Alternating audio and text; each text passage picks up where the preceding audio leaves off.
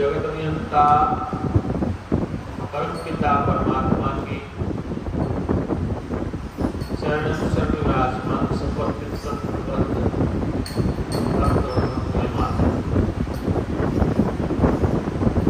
देखो, प्रातः काल हमने आपसे कहा था, शायद उसे याद होगा, बात चली थी नर कुंडली। जब बालक अपनी माँ के घर में रहता है तो शास्त्र का संकेत या संतों के ध्यान को नरकुंड में पड़ा और नर से बाहर निकलना चाहता है, ये प्रभु मुझे नर से तो बाहर निकालो, अर्थात आपको जानने का मैं प्रयास करूंगा। अब पता नहीं कितनी योनियों की यात्रा करते करते प्रश्न में आए कि शरीर से ऊपर अब कौन से शरीर में थी पता नहीं, और आगे कौन शरीर में जाएगी पता नहीं, कौन सी योनि के द्वारा यात्रा करते करते अंतिम शरीर मिला। इस शरीर को मिलने के लिए, प्राप्त करने के लिए देवी देवता अवतार भी कहते हैं कि कुछ एक बार हमें मिल जाए। दुर्लभो मानसो देवो देही नाम शरणम। संसार में मनुष्य देही दुर्लभ है, लेकिन क्षण दूर में, क्षण एक पल में नष्ट हो सकता है। इसी पानी का बुदबुदा है, प्रशांत बन जाता, बल्कि घूमता है पानी में, उस पर नष्ट हो जाता। तो इसका जीवन ऐसा है। इस मानव शरीर के लिए भागवत में कहा गया, रामायण में कहा गया, आदि शंकराचार्य कहते जन्म को नाम नर जन्म बताए। जितने संसार के जीव जंतु हैं और मनुष्य का शरीर सबसे जंतु नाम नर जन्म दुर्लभ होता है। जितने संसार में जीव जंतु हैं और मनुष्य का शरीर दुर्लभ है। और इस देह को प्राप्त करने का शास्त्र सिद्धांत बताते हैं कि शुभ कर्म के द्वारा ये देह प्राप्त होगी।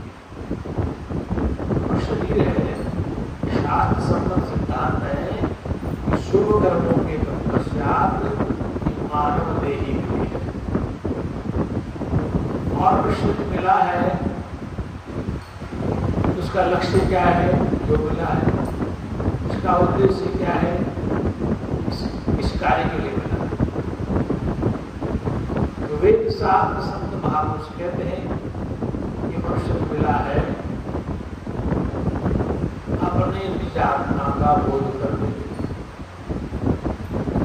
संसार में अनेक योनियां भोग योनियां हैं, खाना पीना, संसार के परिवार का काम करना, ये सब पशु पक्षी की तरह है। मच्छर 24 घंटे में पैदा होगी, परिवार बना के मर जाए। मच्छर है 24 घंटे में पैदा हुआ, कई बच्चे बना गया, मर गए। मक्खी, मच्छर, कीड़े मकोड़े 24 घंटे में संसार, और संसार बना खुद पैदा हुए, परिवार बना फिर खुद बढ़ गए। उनका समय ज्यादा समय, तो उनका जीवन ज्यादा लंबा नहीं। लेकिन कुछ जीव ऐसे संसार में जितना दीर्घ आयु होते हैं, लंबा जीवन, जैसे मगरमच्छ, व्हेल मछलियां, शार्क और बरगद पीपल के पेड़, इनकी दीर्घ आयु होती है। तो कहा शास्त्र में दीर्घ आयु होना अच्छी बात है, लंबा जीवन देना अच्छी बात है, लेकिन लंबे जीवन में यदि आपको लक्ष्य का बोध नहीं हुआ तो लंबा जीवन व्यर्थ। मगरमच्छ को सुर का बोध नहीं हो सकता, पीपल वृक्ष को अपने आत्म तत्व का बोध नहीं हो सकता। इसलिए अधिक लंबा जीवन देने से फायदा नहीं। जितना जीव अच्छा है, अच्छा कब होगा, जीवन जब इस जीव को अपने निज आत्मा का प्रातःकाल रामायण की चौपाई हो गई थी। भगवान राम कह रहे रामायण में, मम दर्शन फल परम अनुपा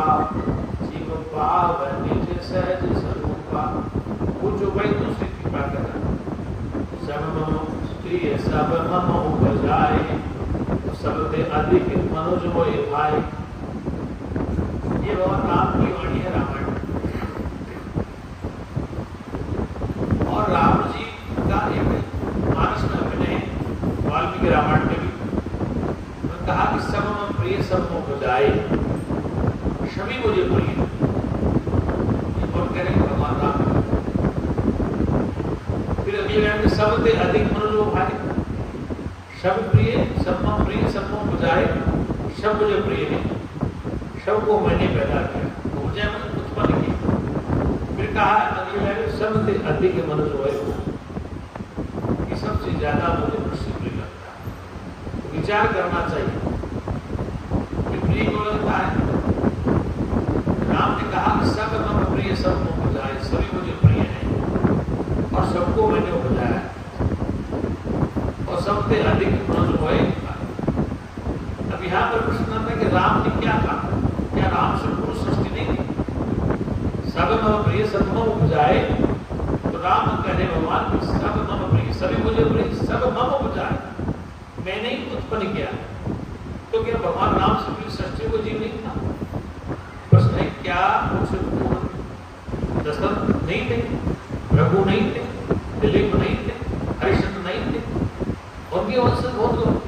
तो राम कह रहे सब मम प्रिय सब मम बुझाए। अब मम जो शब्द है ये बड़ा गूढ़ है। इस एक शब्द पूरे रामायण का वो कहते सब मम बुझाए, सब पिता को बुझाया हो, दशरथ को भी, रघु को भी, दिलीप को भी, दिलीप को भी, हरिश्चंद्र तक बुझाए हो, सब मम बुझाए कह रहे सब मम प्रिय सब मम बुझाए। तो क्या दादा परदादा को पैदा किया राम? अगर व्यवहार नाम नहीं तो नहीं किया। वो पुत्र है किसी माता के पुत्र है, किसी पिता के पुत्र, कौशल्या के पुत्र, दशरथ के पुत्र। जो वो लोग कह रहे हैं कि सब मम प्रिय सब मम बुझाए, जब मम बुझाए मतलब उपज में सभी आ गए, उनका खानदान परिवार सब आया, दशरथ रघु दिलीप हरिश्चंद्र समान। तो कहना क्या था? मम धन मम बुझाए, मम वो तत्व की तरफ इशारा कर मम की दत्तों ये मेरा ही तेरा, मम बुझाए मैंने पैदा किया। तो मैं कौन है? ये शुद्ध चेतन का इशारा कर रहे हैं। प्रातःकाल में दृष्टांत दिया था, शायद याद होगा। लेकिन नैष्ठिक ब्रह्मचारी का स्वरूप विवाह हो गया। नैष्ठिक ब्रह्मचारी की उम्र कितनी? 50 साल। कितनी उम्र? 50 साल की शादी नहीं, और स्वप्न में उसकी शादी हो। नैष्ठिक ब्रह्मचारी की 50 वर्ष तक शादी नहीं हुई, और 50 साल प्रवेश करने के बाद स्वप्न में शादी हो। दूल्हा बन रहा है, बैंड बाजे में सवार होकर जा रहा है, बैंड बाजे बजने, नगाड़ी बजने, पब्लिक पीछे बढ़ा के चल, जैसे आम आदमी की होती है। दूल्हे राजा में आज का राजा हुई, जैसे वहाँ राजा हुई, उसके बगे बराती लोग उसके पीछे, वो राजा आज उसका सम्मान है। उसके जूतों को खोलेंगे लोग, साफा बांध देंगे, टाई लगाएंगे, कपड़े पहनाएंगे, रुमाल हाथ। तो ये राजा आज के जितने ही आजकल का राजा हुए दूल्हे राजा, जो कहते हैं कि आज इस बारात का राजा यही, बाकी से बारात बारात के राजा यही आज। तो उस ब्रह्मचारी का स्वप्न विवाह हुआ, बड़ा प्रसन्न हुआ, विवाह हो गया, पत्नी मिल गई, भौरें बढ़ गई, प्रातःकाल हुआ, गाड़ी मंगाई, चलो भाई दोनों को लेकर चलते, यहाँ मान नहीं होता। तो दोनों को बिठाया गाड़ी में, चले। गाड़ी पहुंच गई उनके घर पे, किसके? ब्रह्मचारी घर पे। लोगों ने कहा भाई अब दुल्हन को उतारो, तो आ गए, अब दुल्हन को उतारो। तो कहते कि पहले पति आगे चलता है, पत्नी पीछे चलता है। तो गाड़ी रोकी तो दुल्हन का हाथ पकड़ के उतारने की कोशिश। जैसे हाथ पकड़ा, दुल्हन का स्वप्न टूट गया। स्वप्न टूट गया था, जाग गया ब्रह्मचारी। क्या हुआ? स्वप्न में शादी हो रही थी, बड़ा प्रसन्न था, और हाथ पकड़ के घर की तरफ लाने लगा तो आंखें खुल गई, स्वप्न टूट गया, ब्रह्मचारी का जीवन भी कर गया। क्या हुआ कि दुल्हन नहीं, आंख खुली तो दुल्हन बड़ा दुखी हुआ, बड़ा गया। जब स्वप्न अच्छा आता है, चाहे उसमें आपका स्वप्न मेरा स्वप्न, तो सभी जीव को आता है। कोई होता है जो स्वप्न नहीं आता, सीधा से स्वप्न जाता है, वो पहुंच जाता है जो अंदर से निर्लिप्त रहते हैं, उनको पढ़ते ही गिरता, तो स्वप्न देखते नहीं। 7 2 साल 5 साल में स्वप्न आया तो आ गया, न वो सीधा सुसुप्त में जाता है, कोई कोई ज्ञानी न स्वप्न देखे। तो दूल्हे ने स्वप्न देखा, दुल्हन भी स्वप्न में जाकर वो भी छोड़ दी, बड़ा दुखी हो। ठीक इस प्रकार से उस ब्रह्मचारी ने स्वप्न देखा कि शायद आप तो कह रहे कि मैं चेतन सुखात्मा हूं, एको है भविष्यामी, एको है भविष्यामी, एक से मैं अनेक बनूं। वेद मंत्र आता है एको है भविष्यामी, मैं एक से अनेक बनूं। तो चेतन सत्ता ने इस बात का संकल्प किया कि मैं एक से अनेक बनकर दे, बल्कि मेरी मौज स्वप्न मौज में ले रहा हूं, जागृत में मौज ले रहा हूं, सुसुप्ति में मौज ले रहा हूं, तीनों अवस्थाओं में मौज ले रहा हूं। जागृत में गा रहा हूं, बजा रहा हूं, स्वप्न में संसार बना लिया। मां स्त्री नहीं थी ब्रह्मचारी की, कहां से स्त्री आ गई? जागृत में गुहा नहीं आता, ब्रह्मचारी था। स्वप्न में दुल्हन आ गई, दूल्हा बन गया, बारात आ गई, गाड़ी बैठ गया, दुल्हन आ गई और आंख खुल कर स्वप्न टूटा तो वो भी मिथ्या निकला। तो क्या निकला? ये तो खाई था, इसमें शादी नहीं थी, स्वप्न थोड़ी हुई, खुशी हुई और आंख खुली, वो भी खुशी का ही हो गई। और फिर जब थक गया तो उसको नींद जब गहरी आई तो थोड़ा सा मिला, और जैसे ही नींद से पहले सुसुप्ति में स्वप्न देखा, फिर दुखी हुआ, शादी भी टूट गई, शादी टूट गई, दुल्हन खत्म। तो तीनों अवस्था में कौन घूम रहा है? जागृत में भी स्वप्न देख रहा है तो भी देख रहे, स्वप्न कौन देख रहा है? नींद में तो नहीं देख रहे। स्वप्न के पदार्थ कहां से आ गए? जिसकी झोंपड़ी नहीं है किराया में तो मकान का स्वप्न देखता है, स्वप्न मकान बन जाता, सीमेंट आ जाती, बंगले बन जाते, टाइल लग जाती, बड़े बड़े लेटरिन बाथरूम बन जाते, गाड़ी बंगले आ जाते। आंख खुली, स्वप्न टूटा, गाड़ी पड़े तो पड़े आ पड़े।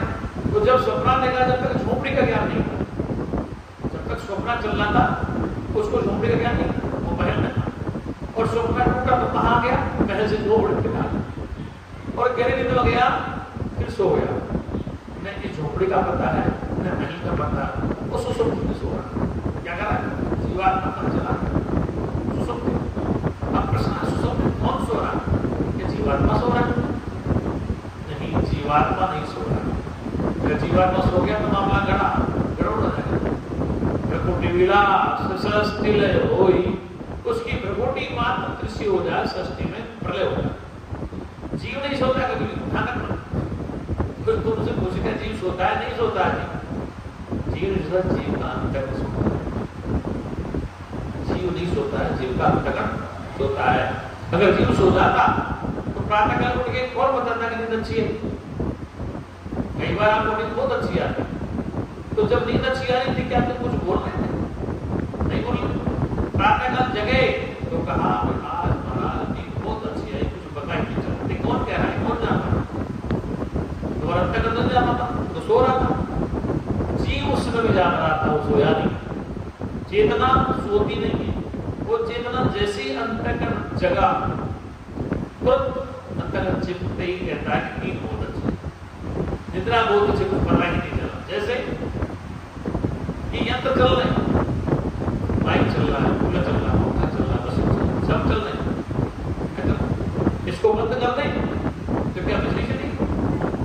उसको बंद कर दे क्या बिजली चली? इसको बंद कर दिया, बिजली है। ऐसी चेतना तो है, यंत्र बंद कर दिया, माइक बंद कर दिया, कूलर बंद कर दिया, क्यों बंद कर? फिर भी चेतना है, फिर भी शक्ति है। ऐसे ही तुम्हारा अंतकरण सो गया, मन सो गया, बुद्धि सो गई, चित्त सो गया, गहरी नींद में तुम्हें बिना किसी सहयोग के सुख मिल रहा है। गहरी नींद में तुम्हारा मन है, न तुम्हारी बुद्धि है, न तुम्हारा चित्त है। गहरी नींद में कोई भी यंत्र नहीं साथ। जागृत में पत्नी साथ है, पत्नी सुख ढूंढते हो। जागृत में पत्नी साथ है, पत्नी सुख ढूंढते हो, पुत्र में ढूंढते हो, रुपए में ढूंढते हो, स्वप्न फिर संसार बना लेते हो। तो वो तो अंतःकरण से सुख मिल रहा है। जागृत का सुख अंतःकरण से है और स्वप्न का सुख अंतःकरण से है। लेकिन एक सुख वह है जो गहरी नींद में मिल रहा है, वो बिना अंतःकरण के मिल रहा है। न वहां मन है, न वहां बुद्धि है, न वहां चित्त है, केवल चेतना। कौन है? केवल चेतना। तो सो गए। तो मिला बिना मन के, बिना अंतर्गत के, बिना बुद्धि, बिना चित्त के सुख मिला।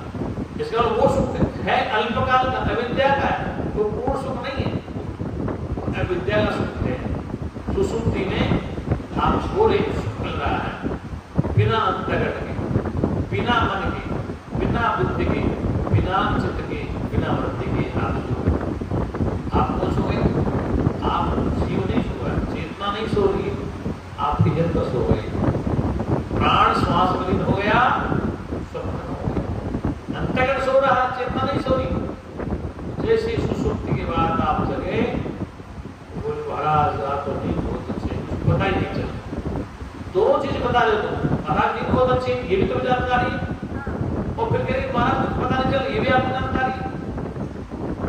दोनों चीजें कि आपने कहा कि नींद बहुत अच्छी है, ये किसको पता है? आपको पता है। फिर आप करें महाराज कुछ पता नहीं था, ये कौन कह रहा है पता नहीं था? इसका मतलब तो नींद आ रही थी, चीज को तुम जानते थे, और सुख मिल रहा था तुम जानते थे। कुछ पता नहीं था, ये भी तुम जानते, पता नहीं था ना, ये मैं नहीं जानता था, पता नहीं था, ये मैं जानता था कि नींद बहुत अच्छी है। दोनों चीज कौन जानता? कहा कि मुझे नींद बहुत अच्छी है महाराज, तो जानकारी आपके पास है। फिर कहा कि कुछ पता ही नहीं चला, कुछ पता ही नहीं था, विद्या थी, कुछ ज्ञान नहीं था। अब मुझे पता है, अब मुझे पता नहीं, अब मैं जान रहा हूँ, अब मैं नहीं जाना। दोनों चीजों को जो जानता है वो आपका चेतन स्वरूप है। वो क्या है? आपका चेतन स्वरूप है। तो तुम जान गए, लाइट आई और चलने लगी, लाइट भाग गई तो भाग के बताओ, लेकिन वहां लाइट नहीं भागती, यहाँ की लाइट आती, वो चेतना विद्यमान हाजिर और हुजूर है। कृष्ण गीता में नित्य युक्तस्य योगी न, नित्य युक्तस्य योगी न, योगी हमेशा नित्य में युक्त रहता है, नित्य में हो जाता ही। तो ज्ञानी लोग, योगी मतलब जो ज्ञानी लोग हैं, नित्य युक्तस्य योगी न, योगी हमेशा नित्य में रहता है, नित्य चिपका है, आरूढ़ नित्य युक्त से, नित्य के साथ वो एकीकार है। और ज्ञान जो हमेशा नित्य में रहता है, नित्य में जाता है, उसकी हर क्रिया हर कर्म नित्य में होते हैं, वर्तमान में होते हैं। क्या होता है? उसका हर कर्म हर क्रिया हर वर्ग उसका नित्य होता, नित्य में, जो वो नित्य स्वरूप है। आत्मा नित्य है, शाश्वत है, चेतन आनंद, जो नित्य में रहता है, अनित्य में क्यों नहीं जाता? इसी गीता भगवान ने कहा कि बात वर्तमान चिपकाते हो, वर्तमान एक बार ठीक है तो भविष्य वर्तमान पर टिका हुआ है, वर्तमान तुम्हारा ठीक है, भविष्य वर्तमान टिका है, और भूतकाल चला गया उसकी चिंता नहीं करती। भूत की जो चिंता करते वो दुखी हो गए, भविष्य की चिंता करते वो दुखी हो। वर्तमान में चिंता है तो फिर बात वर्तमान में ठीक है। और यदि भूत की चिंता करते हो, भविष्य की चिंता करते हो, तो संशय आत्मा विशति, जो आत्मा संशय वाली है, अपने विश्वास नहीं है, संशय आत्मा विशति, जो आत्मा जीवात्मा संशय वाली है, कल मेरा क्या होगा, वैसे क्या होगा, संशय आत्मा विशति, उसका नाश निश्चित। इसलिए जीव का हमेशा नित्य में ही वृत्ति बनी रहे, क्यों वृत्तियां तो बार-बार बढ़ती, जागृत वृत्ति, सुसुप्ति वृत्ति है, इससे वृत्ति बढ़ती है। कहा कि नित्य युक्त से योगी न, योगी वो ज्ञानी हमेशा नित्य में रहता है, अनित्य में कभी नहीं जाता। बात समझ में आ रही? महाराज सत्य को पूरा सुनना दो, एक भी गलत नहीं होना चाहिए। ये बात मैं आपको पता कल नहीं बता पाता, कल मीटिंग अलग से चलेगा, ये तो पता नहीं। आज ये मीटिंग अंतिम है, पूरा प्रकाश डाल के ना, बिजली जब चमकती कर रहा है, बिजली जब चमकती वाला एकदम से रोशनी कर रहा है, बिजली जब चमकती एकदम से रोशनी है, तो मैं थोड़ी थोड़ी बता दो कि मैं कहाँ आपको पास में नहीं आया, किस जगह आप खड़ा हो। तो बिजली की थोड़ी चमक आती है, आगे चकाचौंध हो जाती है, क्या करता है? इसलिए नित्य युक्त से योगी, योगी हमेशा नित्य में रहता है, अंतिम कभी नहीं जाता। इसलिए शंकराचार्य कहते हैं भज गोविंद मूढ़मते, भज गोविंद मूढ़मते। ये मूढ़ तेरी मति कैसी है? मते नहीं मति वाला, तो मूढ़ मति वाला है, तेरा मतलब क्या है? अज्ञानता वाला है। भज गोविंद मूढ़मते, भज गोविंद। एक मूढ़ तो गोविंद को उस गोविंद को अर्थात उसको समझ, उसको जान। और यदि उसको नहीं समझेगा, तेरे संसार दुखों की निवृत्ति नहीं हो सकती, और जब तक दुख की निवृत्ति नहीं होगी परमानंद की प्राप्ति नहीं हो सकती। इसलिए फिर वेद कहता है तपसो वा ज्योतिर्गमय तब कहते अंधकार, तपसो वा ज्योतिर्गमय, अंधकार को छोड़ो प्रकाश में चलो। ज्योतिर्गमय आपका ज्योति स्वरूप है, उसका ज्ञान, उससे फायदा क्या? ज्ञानवर्धन, तो मरोगे नहीं, न मरोगे। पहले तो मरते थे अविद्या में, अज्ञान में, अंधकार में। अविद्या, अंधकार, अज्ञान तो मर रहे थे। कहा कि ज्योतिर्गमय आपका स्वरूप कैसा है? मरने वाला नहीं, जन्मने वाला नहीं, नान अमृतम, तुम मरोगे नहीं। गीता में कृष्ण कहते हैं आत्मा का अमृत है वो। क्या कहते हैं? आत्मा अमृत, अमृत मानी मरता है, अमृत मान जो मरता नहीं है, अजर अमर है। इसलिए कौन अजर अमर? वो आपका स्वरूप है अजर अमर। इसलिए उस स्वरूप को जानना है, उसका बोध करना है, तो आपको नियमित रूप से 5 दिन तक से देने पड़ेंगे। जो नई जिज्ञासुआएं, जो नए जिज्ञासुआएं संत हैं, भक्त हैं, माता मैंने जो सुनना चाहता, तो आपको 5 दिन देने पड़ेंगे। तो हर बेटी को ध्यान से सुनना पड़ेगा। कोई शंका समाधान है तो कागज पर लिख लेना, नोट कर लेना, उसके बाद सत्संग में पूछेंगे, सत्संग के बाद ये बात ठीक है? तो तू इसे ध्यान रखेगा, सत्य सुनना। क्योंकि अगर सत्य नहीं सुना तो संसार में पैसा हो सकता, बंगले हो सकते, बीवी सुंदर हो सकती, पति सुंदर हो सकता, बच्चा सुंदर हो सकता, धनवान हो सकता, भिक्षा अच्छी मिल सकती, दक्षिणा अच्छी मिल सकती, लेकिन शांति मिल सकती, मिल सकती नहीं मिली। इसलिए दुख की निवृत्ति और परमार्थ की बात प्राप्ति ही हमारे 5 दिन के इस शिविर का उद्देश्य है। उद्देश्य क्या है? दुख की निवृत्ति और परमार्थ की प्राप्ति। दुख का हेतु क्या है? दुख का हेतु क्या है? दुख किस कारण से हुआ, इसका पता लगा। जब कारण का पता चल गया तो फिर अपना कार्य ठीक हो जाएगा। एक बालक से किसने पूछा, भाई तेरा पेट मोटा क्यों हो रहा है? कोई पुरुष में मिट्टी खाता, क्या कहता है? मिट्टी खाता। तो कारण का पता है कि मिट्टी खाता उसका पेट मोटा हो रहा है, तो कारण को ठीक कर लेना, मिट्टी खाना बंद कर, तो पेट ठीक हो जाएगा। किसी बालक से पूछा, भाई तेरा पेट क्यों मोटा? पुरुष में मिट्टी खाता। अब उसका पेट तब बढ़ना बंद होगा तो मिट्टी खाना बंद करेगा। तो दुख का कारण अविद्या है, अज्ञान है। इस बालक का पेट बढ़ने का कारण क्या था? मिट्टी खाता था बचपन, पुरुष मिट्टी खाता, उसके पेट बढ़ा, कारण का पता, बीमारी क्या है नहीं जानता, लेकिन ताला मिट्टी नहीं छोड़ रहा। तो ऐसा कौन सा मंत्र हुआ जो पेट करता? इसलिए उसको अपनी कृपा अपने को करनी पड़ेगी, मिट्टी खाना बंद करना। अविद्या है, अज्ञान, अंधकार है, इसकी निवृत्ति तो खुद को ही करनी पड़ेगी। गुरु शास्त्र को इशारा कर सकते हैं, गुरु और शास्त्र को इशारा कर सकते हैं, इंडिकेशन करना कल्याण अपना को आपो दीपो भव, अपने ज्योति तुम अपने आप बनाओगे। गुरु और शास्त्र मार्ग बताते हैं, गुरु शास्त्र मार्ग बताते हैं, चलना आपको ही, विचार आपको करना।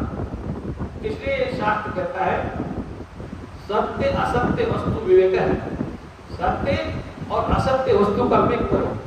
नित्य अनित्य वस्तु विवेक है, नित्य अनित्य वस्तु का विचार करो।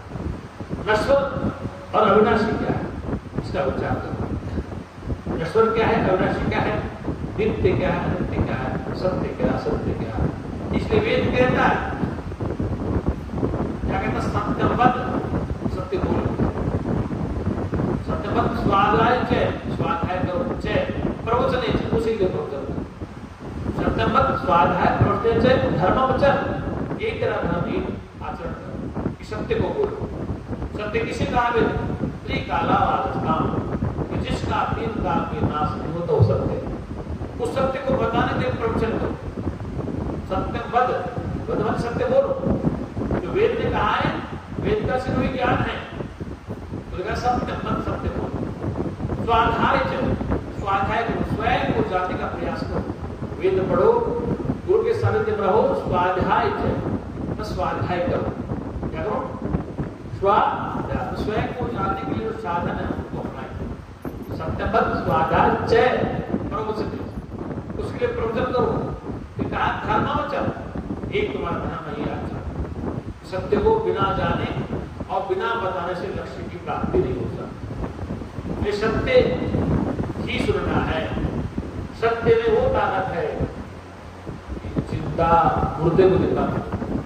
सत्य वो ताकत है तो सत्य को सुन लेता। अंतिम समय भी अगर श्वास जा रहा है, अगर उसके पास कुछ पल बाकी आधा मिनट तो वो सत्य को समझ लेता, तो सत्य को स्वीकार कर लेता, उसमें चेतना आता कि हाँ अजर अविनाशी नित्य।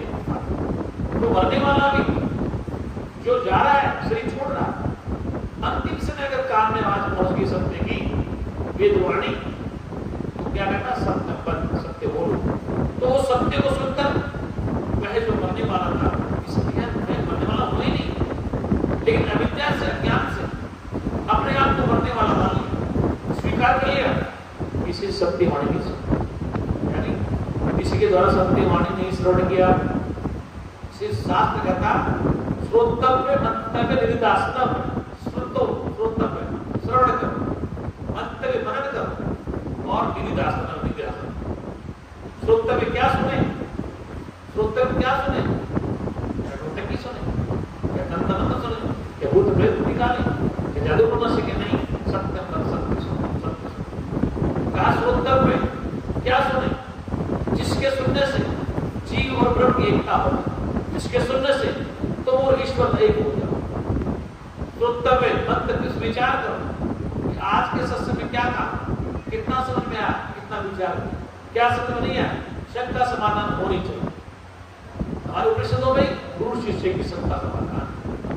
गुरु के सामने संविदा क्या है, जो गुरु खाता है पीता है वो गुरु के पास ले जाओ और संविदा आपकी समस्या, आपका प्रश्न क्या है। जो गुरु रहता है, जैसे खाता पीता है, क्या खाता है, क्या पहनता है और क्या खाता है, वो अगर आपके पास है तो सदा गुरु के पास जाओ। फिर कहता है संविदा क्या है, प्रश्न लेके जाओ, क्या लेके जाओ, प्रश्न लेके जाओ। कोहम मैं कौन, महाराज गाय दूध नहीं देती, भैंस दूध नहीं देती, मकान नहीं बन रहा है, दुकान नहीं, ये संसार की समस्या अलग है, लेकिन जब तक आप सत्य को स्वीकार करें तो समस्या समाप्त होने वाली नहीं। इसलिए गुरु के पास आए, संविदा क्या है, अपनी शंकाओं का पिटारा लेके जाओ उनके पास, अपनी शंकाओं का पिटारा, जो आपके दिमाग में शंकाएं हैं, किंतु परंतु अगर मगर लेकिन बल्कि बट आंसू, जितनी शंका का पिटारा वो लेके जाओ उनके पास और जगत प्रणाम करो, पूरा आपकी शंका का समाधान करें। लेकिन कहा क्या है, सत्यवेता होना चाहिए। ये तीन कंडीशन उपनिषदों की शर्त है। कौन से गुरु के पास है, तो वेद कहता है तत् विज्ञानार्थम सह गुरु गच्छेत्, समित पाणिन श्रोत्यम ब्रह्मनिष्ठम। तत् विज्ञान, तत् उस ईश्वर को, विज्ञान स्वरूप को जानने के लिए सह वह कौन जीवात्मा जिसके पास शंकाओं का पिटारा है, गुरु गच्छेत्, गुरु की शरण में जाए। फिर कहा कैसे, समर्पण भाव, समित पाणिन, समर्पण, सरेंडर। राजा नहीं चलेगा, चक्रवर्ती राजा महाराजा गुरु के पास सरेंडर हो जाता, वर्ण नहीं चलेगा, पैसा नहीं चलेगा, अहंकार नहीं चलेगा, समर्पण से जाए। तद्विज्ञानार्थम सह गुरु में अच्छी गुरु की शरण। समित पाणी, समर्पण भाव से, कोई धन का अहंकार, मुकुट का अहंकार, पद का अहंकार वो नहीं चलेगा, वर्ण का। फिर कहा कहां जाए, श्रोत्र ब्रह्मनिष्ठम, ये भी कंडीशन है कि ऐसे वैसे सर्वण उठा लेना था, क्या काम है, ऐसे ऐसे पागलों से मुंडन मत कराना तो आपको शंकाओं का समाधान न करें, आप गलत मार्ग पर ले जाए। आप ईश्वर का सपना दिखाते, गंधर्व का सपना दिखाते, कभी कभी अगले दिन में भी सपना दिखाएंगे। तो कहा कि गुरु भी कैसा हो, गुरु की भी शर्त है और शिष्य की कंडीशन। शिष्य की कंडीशन क्या है, सत्य शिष्य की समित वाणी समर्पण भाव से जाए। निर्मल मन जन सो मोहि पावा, मोहि कपट छल छेत्र न भावा। निर्मल मन जन सो मोहि पावा, मोहि कपट छल छेत्र न भावा। ये वाणी किसकी है, रामचंद्र मां श्री राम ने कही हुआ। निर्मल मन जन सो मोहि पावा, मुझे कौन प्राप्त करे? निर्मल मन, जिसका मन निर्मल हो गया है, निर्मल मन जन सो मोहि पावा, जन वाली वही मनुष्य मुझे प्राप्त करता है जो निर्मल हो गया है। मोहे कपट छल छिद्र, कपट चल नहीं चलेगा, छल छिद्र नहीं चलेगा। ये राम कहते हैं निर्मल मन जन सो मोहि पावा, वही मनुष्य प्राप्त करेगा जो निर्मल है। अब निर्मल क्या है, कपट क्या है? दो प्रश्न। निर्मल मन जन सो मोहि पावा, मोहि कपट छल छिद्र न भाव। अब निर्मलता क्या है, ये कपट क्या है, छल छिद्र क्या है? इस विषय में विचार करने की कल से लग रहा है कि निर्मल किसे कहा, छल किसे कहा, कपट किसे कहा? निर्मल मन जन सो मोहि पावा, वही मुझे प्राप्त कर सकता है, छल कपट वाला मुझे नहीं प्राप्त कर सकता। भगवान विदुर के यहाँ गए भोजन करने के लिए, किसके लिए? राजा के नहीं, दुर्योधन के 56 भोग त्याग दिया। कहा मुझे विदुर के घर, विदुर थे रानी खड़ी, इतनी तलित सेवा में तो उसको अपने मस्तक ही बना दी, छीलका खिला दी केले के अंदर, शुद्ध बुद्ध भूल गए। उसका बिल्कुल कपट समाप्त, पर्दा भी नहीं था, निर्वस्त्र खड़ी थी, केले फेंक रही, छिलकी खिला रही। कोई आडंबर है तो आरंभ नहीं, इसलिए गुरु शिष्य में पर्दा खत्म हो जाता है। गुरु शिष्य बेपर्दा, जीव और ब्रह्म बेपर्दा, पति और पत्नी बेपर्दा। जब तक पत्नी पत्नी बेपर्दा उनकी शंकाएं समाप्त नहीं हो सकती। शास्त्र हमारे घर में करना है, आप करना है, आपका हमारा, जब तक बेपर्दा नहीं, पति का सुख नहीं मिल सकता। जब पत्नी को पति को, ऐसे गुरु के सामने शिष्य बेपर्दा नहीं होता, ब्रह्म ज्ञान नहीं हो सकता। जीव बेपर्दा नहीं होगा, ब्रह्म नाम रूप नहीं है, तो सुख का बोध नहीं हो सकता। वो सच्चिदानंद भगवान, ये बेपर्दा होना पड़ेगा, पर्दा हटाना पड़ेगा। और जब तक पर्दा है, दुई का पर्दा, तब तक संसार में जीव का कल्याण नहीं हो सकता। ये वेदवाणी, ये बेपर्दा होना पड़ेगा। जीव को अपना अहंकार तोड़ना पड़ेगा, ईश्वर को नाम हटाना पड़ेगा। ये सारी बातें कल से सत्र हो जाना। और जो लोग नए जिज्ञासु हैं, ध्यान से सुने, हर मिट्टी को सुनना। और हम यहाँ हाजिर लगाएंगे डेली। यहाँ पर एक आदमी बताइए, जो बंदा सत्संग में प्रवेश करेगा, सुबह की मीटिंग सुनेगा, शाम की मीटिंग सुनेगा, मीटिंग से पहले नहीं जा सकता, हमें कोई लेते मीटिंग में उसको अटेंडेंस लगानी पड़ेगी। क्या करना पड़ेगा? मीटिंग में उसकी हाजिरी होगी।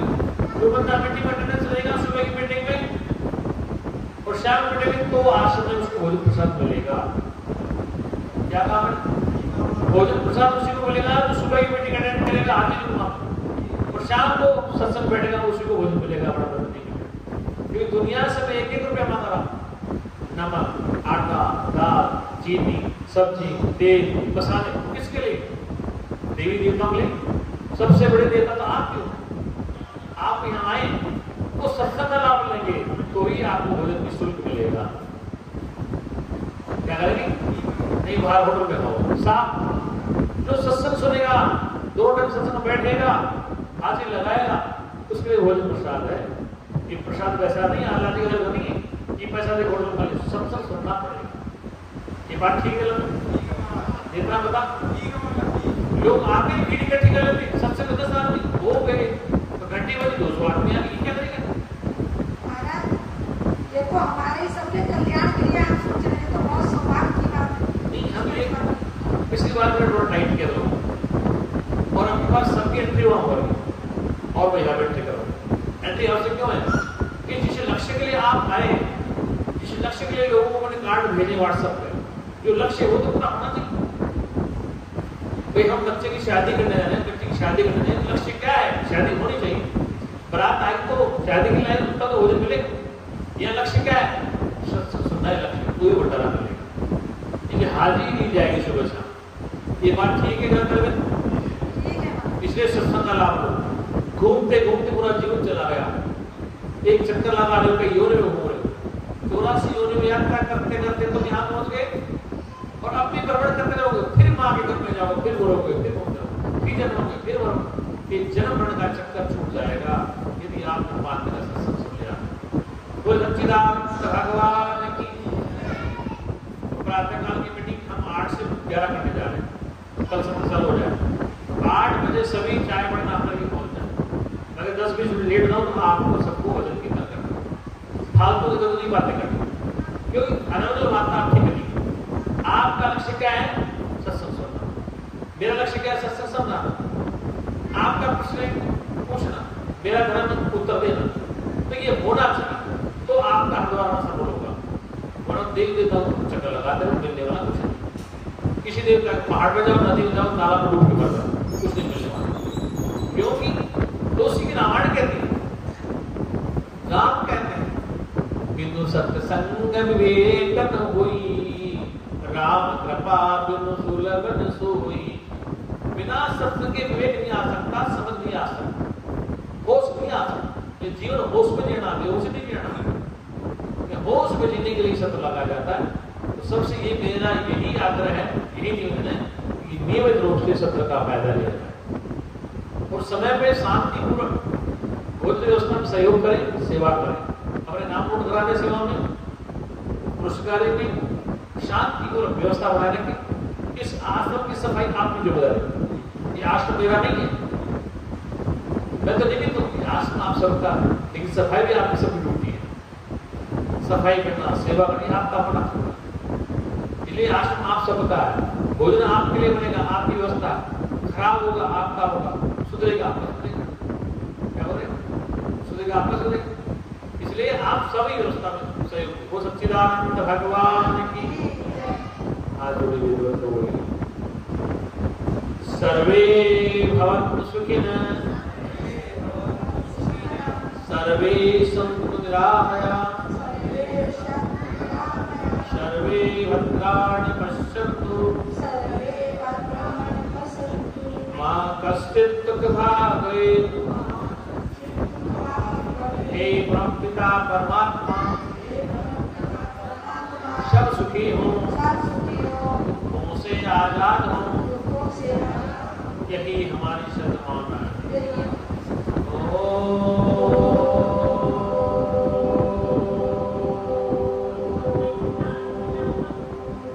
शांति शांति।